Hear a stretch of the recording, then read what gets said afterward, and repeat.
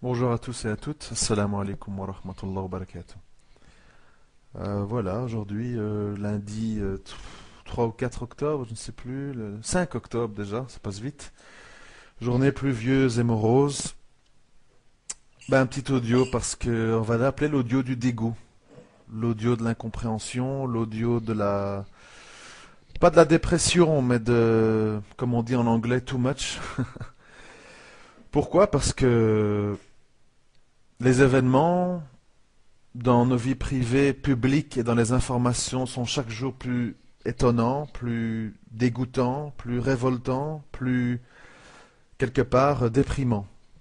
Il faut le dire, même si le musulman il doit être optimiste et, et- et croire en des lendemains meilleurs, il est inévitablement parfois on est quand même pris d'une sensation de trop et ben voilà. Donc c'est l'occasion de l'exprimer et de l'expliquer. Alors je vous passe très très rapidement parce que c'est pas très intéressant, on est tellement habitué sur les nouvelles révoltantes du jour. Par exemple, nous avons Brice Hortefeux, après ses merveilleuses déclarations publiques, qui a été décoré du Ouissam Alaouite de l'ordre du grand officier à Rabat par le ministère des Affaires étrangères sur ordre du roi Mohamed VI au Maroc. C'est merveilleux, hein, fantastique. On torture, on emprisonne les vertueux et on décore les pourritures.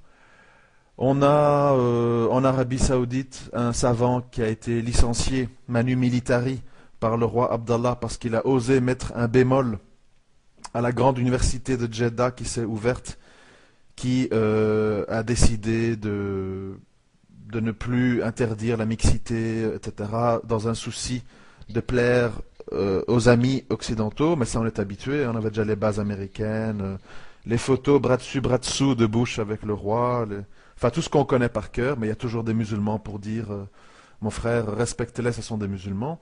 Ben maintenant, je ne sais pas ce qu'ils vont trouver comme excuse. On licencie des savants saoudiens qui osent dire attention, on n'est pas trop d'accord avec les programmes des chaînes de télévision et avec les nouvelles réglementations dans les universités.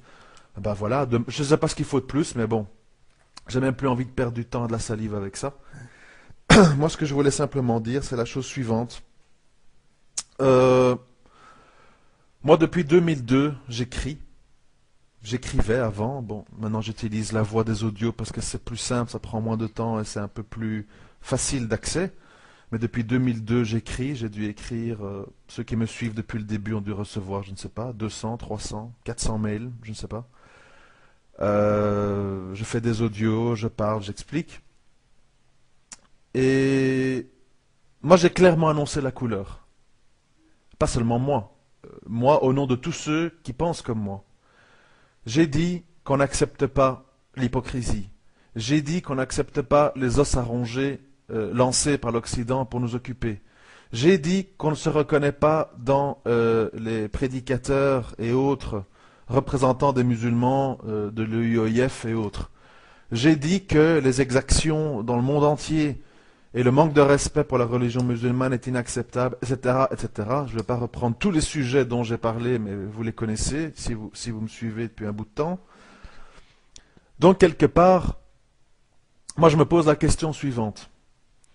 Les gens qui nous surveillent, qui nous écoutent, qui nous espionnent, bon, ils savent ce qu'il en est. Nous, nous sommes écœurés.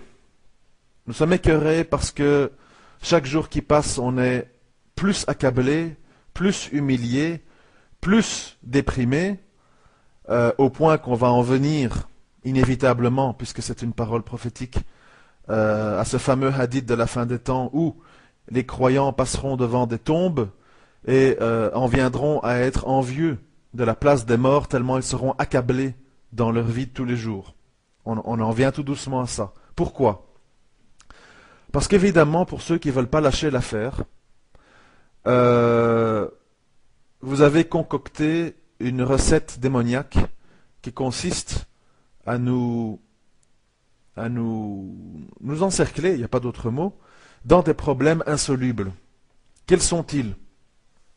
Quand on est musulman pratiquant, même si on est diplomate et pédagogue, vous vous êtes débrouillé pour indirectement, sous couvert de toute une série d'excuses, dynamiter toute notre vie à travers la problématique qu'il y a à trouver du travail, à travers la problématique qu'il y a à louer un appartement, à travers la difficulté de maintenir la cohésion familiale avec nos parents, avec nos épouses, avec nos enfants. Vous avez tout cassé, vous avez tout démoli, vous avez joué de toutes vos influences pour miner notre vie, aussi bien dans notre cœur, dans nos finances, dans notre stabilité, etc. Je ne parle même pas de vos agents qui parlent tous les vendredis dans les mosquées. C'est un autre débat. Alors moi je me pose la question suivante, et je vous le dis très franchement si vous m'écoutez en ce moment, sans doute que oui, j'en sais rien. Il y a des gens dans mon espèce qui, malgré tout ce que vous pouvez nous faire, moi vous m'avez fait beaucoup de choses, avec mes parents, dans ma vie sentimentale, enfin bref, je ne vais pas m'étaler. Vous avez tout cassé, vous avez tout dynamité, vous avez joué de votre influence jusque dans mon intimité. Moi et d'autres, je suppose, on ne va pas lâcher l'affaire. On ne va pas lâcher l'affaire parce qu'on ne veut pas de la paix que vous nous proposez en échange du fait qu'on ferme notre klaxon. On ne va pas lâcher l'affaire. Même si vous poussez nos femmes au divorce, vous poussez nos parents contre nous, vous nous empêchez de trouver un travail, vous ne nous donnez pas l'opportunité de trouver une terre d'accueil, on ne va pas lâcher l'affaire. Inch'Allah. Alors la question que je me pose, c'est qu'est-ce que vous attendez pour nous supprimer radicalement? Pourquoi on tourne autour du pot finalement? Pourquoi on perd du temps? Pourquoi vous ne censurez pas le Coran? Enlevez les pages dérangeantes où on parle de l'usure, du djihad, des juifs, de la polygamie. Faites un nouveau Coran, une nouvelle édition. Supprimez tous les gens qui veulent l'islam complet et vrai. Supprimez-les, une bonne fois pour toutes. Parce que pourquoi je dis ça? Parce que nous, les gens dans notre espèce, on n'a pas de raison de vivre si ce n'est pas pour l'islam complet. On veut pas. On veut pas l'islam couscous, mosquée, musc, la basilique, mon frère, ça va, le hajj. On veut pas ça. On veut tout le reste. On veut tout. Et on veut tout, quel qu'en soit le prix. Même si vous dressez nos femmes contre nous, même si vous dressez nos parents contre nous, même si vous dressez nos employeurs contre nous, même si vous dressez les musulmans contre nous qui nous voient comme étant des extrémistes. Parce que vous avez dit l'islam modéré, c'est bouffer le couscous, ramener les cadeaux au bled, prier le vendredi et égorger son mouton, mais attention, pas n'importe comment. Vous avez réussi sur tous les points. Vous avez mission accomplie. Tout est cassé.